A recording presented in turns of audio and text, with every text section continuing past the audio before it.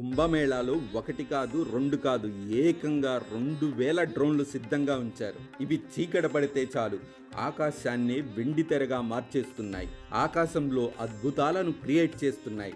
రామాయణ మహాభారత గాథలు, నింగిలో దీపకాంతులతో ప్రయాగ మహత్యం, మహాకుంభ కథలను ప్రదర్శిస్తున్నాయి. 12 ఏళ్లకు ఒకసారి జరిగే మహాకుంభమేళాను ప్రపంచ స్థాయి ఉత్సవంగా నిర్వహిస్తున్న ఉత్తరప్రదేశ్ ప్రభుత్వం ఇందుకు అనుగుణంగానే ప్రయాగ్రాజ్లో ఏర్పాట్లు చేసింది.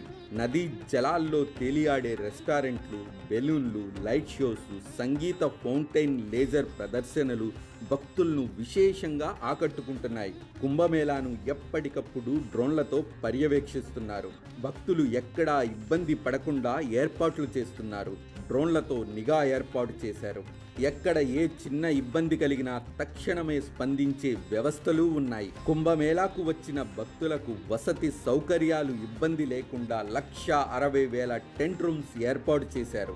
500 రూపాయల నుంచి 10,000 రూపాయల వరకు ఈ టెంట్ రూమ్లు అద్దెలకు అందుబాటులో ఉన్నాయి.